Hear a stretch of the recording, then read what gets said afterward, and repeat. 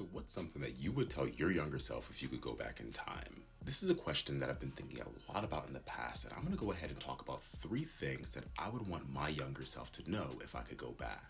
Over the years, I've listened to hundreds of podcasts and books and learned so much from so many life experiences, and I want to go ahead and summarize some of that information in this one video for you guys. This is part 2 of the series, so make sure you go back and listen to the first one if you missed out on that video. And with that, let's go ahead and jump right into number 1. Learn to rest without quitting. Imagine you're in a weight room and you're told to do a workout that's going to be 4 sets of 8 reps, say it's the bench press.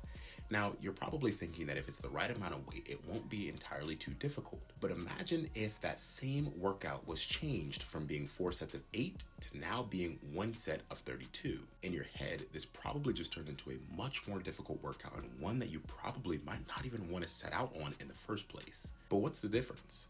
What's the difference between doing 4 sets of 8 and 1 set of 32? The big difference is rest. When our routine lacks rest, oftentimes things will get more difficult, we won't think as clearly, and it'll lead us to being not as sharp as we were before, so it'll often lead to us making rash decisions. So in life, you're going to face difficulties, hardships, and challenges, but the next time that you find yourself facing these things, ask yourself the question, is it time to quit, or do I just need rest? Because you might be closer to that breakthrough than you might think. Number 2, commit to the goal, but enjoy the journey. Many of you watching this likely have a strong desire to grow, develop, and to get better.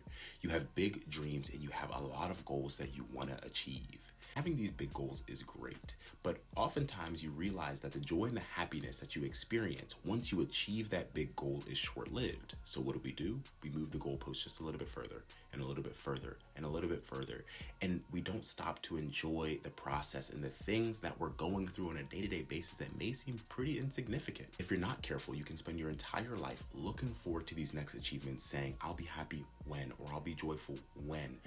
Why not be happy and joyful today?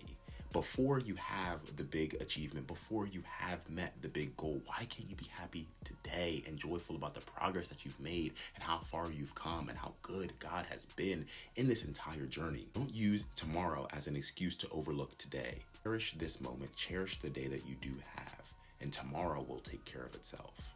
Number 3, there's a direct correlation between the thoughts that we think, the words that we say, and the ways that we act. How many times have you heard somebody say, I'm just not good at math, or I'm just not a good public speaker?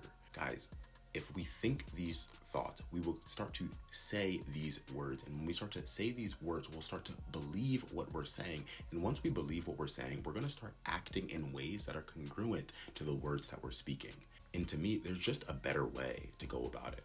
We got to consider reframing the words that we're saying to ourselves, the words that we're allowing to travel through our mind. Instead of saying, I'm not good at math, or I'm not a good public speaker, one thing that we could say is, yeah, I'm not where I want to be right now with my math skills, but I still have room to grow. Yes, I'm not the public speaker that I believe I can be one day, but I still have the opportunity and the ability and the room to be able to grow. And then if it's something that's important enough, go ahead and come up with a plan and a strategy of how you are actually going to improve in that area. Another great way to interrupt these thoughts whenever they come into our mind is by asking ourselves these 2 questions. 1, who told you this? Who told you that you're not good at math? Who told you that you're not a good public speaker? And 2, why do I still believe it? Just because somebody placed a label on you years ago does not mean that you still have to abide and live by that. If you want to improve, there are ways to improve. You don't have to just stop at, I'm not good at X, I'm not good at Y. You can improve in this different subject matter. So don't talk to yourself as if you are hopeless and like there's nothing that can be done about the thing or the label that somebody placed on you. There's a profound connection between the way that we think about ourselves and the words that we speak and how we act. So make sure you guys are being very, very intentional. So that wraps up 3 of the things that I would tell my younger self if I could go back in time. If you guys like this video or got any value out of it, feel free to leave a like. If you're new, feel free to subscribe. Feel free to check out part 1 of this series as well as future parts that are here to come. Thank you guys so much for watching. Hope to see you in the next one.